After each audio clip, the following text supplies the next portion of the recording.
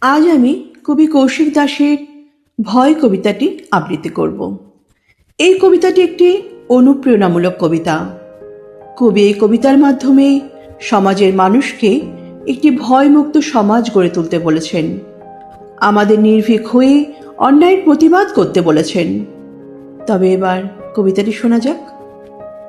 নিজেকে দুর্বল ভাবা আসলে সমস্ত দুর্দশার কারণ। সত্যের পথে হাঁটার প্রধান বাধা।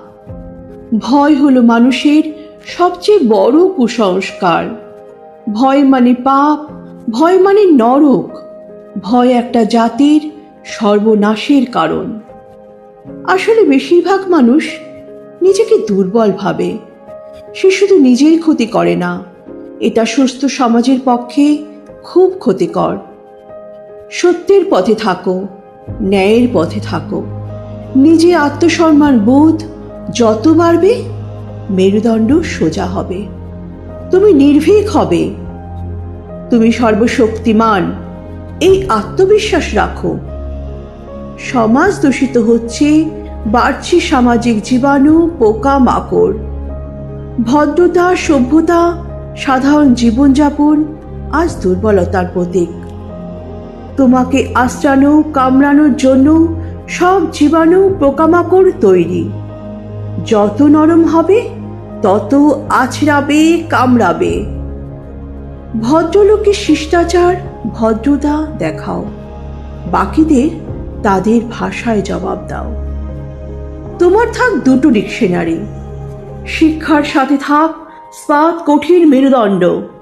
আত্মসম্মান বোধ থাক বাঘ সিংহের মতো গর্জন।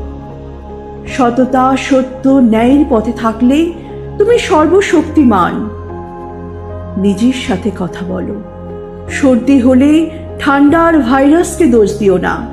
নিজের ইমিউনিটি উন্নত করো। কোনো জীবাণু তোমার কিছু করতে পারবে না। নির্ভীক হয়ে অন্যায়ের প্রতিবাদ করতে শেখো। স্রোতের বিপরীতে হাঁটার সুখ একদিন বুঝলে কখনো গড্ডালিকা প্রবাহে গা ভাসাবে না। তোমার পথ যদি সঠিক হয়, তোমার পাশে যদি একজনও না থাকে, একলা হাঁটো, জানবে তুমি সঠিক পথে হাঁটছ। অন্যায়ের কাছে মাথা ঝোঁকানোর চেয়ে মাথা উঁচু করে একলা হাঁটো। আপোষ করে বাঁচার চেয়ে মৃত্যু ভালো। মৃত্যু রাখো বুক পকেটে। রোজ একবার খাও মৃত্যুর কালে চুমু।